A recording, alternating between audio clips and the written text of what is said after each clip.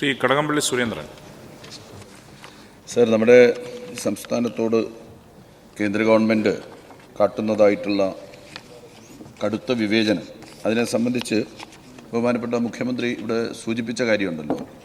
നമ്മുടെ വിവിധ സംസ്ഥാനങ്ങളിലെ ധനമന്ത്രിമാരുടെ ഒരു കോൺക്ലേവ് തിരുവനന്തപുരത്ത് സംഘടിപ്പിക്കുകയുണ്ടായി. ആ കോൺക്ലേവിൻ്റെ തുടർച്ചയായിട്ടുള്ള ഒരു മീറ്റിംഗ് അടുത്തതായിട്ട് ചേരാൻ വേണ്ടി പോകുന്നു എന്ന് അങ്ങ് പറയുകയുണ്ടായി.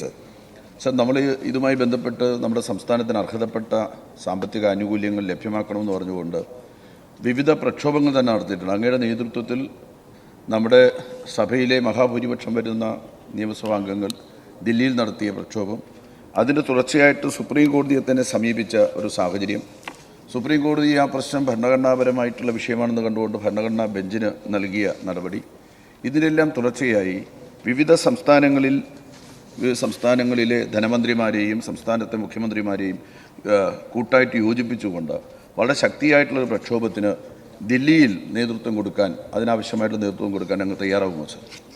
യെസ്, മുഖ്യമന്ത്രി.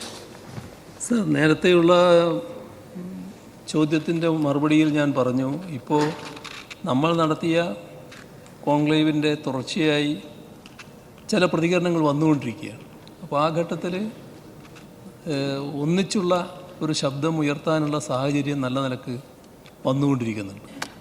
അതുകൂടി പരിഗണിച്ച് അത്തരമൊരു ആലോചനയുടെ ഭാഗമായി കാര്യങ്ങൾ തീരുമാനിക്കുന്നതായിരിക്കും ഇന്നത്തെ സാഹചര്യത്തിൽ നന്നാവുക. നമ്മളിപ്പോൾ ബഹുമാനപ്പെട്ട അംഗം ചൂണ്ടിക്കാണിച്ചതുപോലെ ഇതിൽ ഫലപ്രദമായി ഇടപെട്ടിട്ടുണ്ട്. അത് കോടതിയുടെ മുന്നിൽ കിടക്കുന്നുണ്ട്. പ്രക്ഷോഭ രൂപത്തിൽ നമ്മളത് ഉയർത്തിയിട്ടുണ്ട്. ഇനിയും തുടർ നടപടികൾ സ്വീകരിക്കാനുള്ള തയ്യാറെടുപ്പിലുമാണ്. പക്ഷേ ഇപ്പോൾ ഒരു പ്രഖ്യാപനം നടത്തുന്നതിന് പകരം ഒരു കൂട്ടായ്മയുടെ ഭാഗമായൊരു പ്രഖ്യാപനം വരുന്നതായിരിക്കും നന്നാവുക എന്നാണ് തോന്നുന്നത്.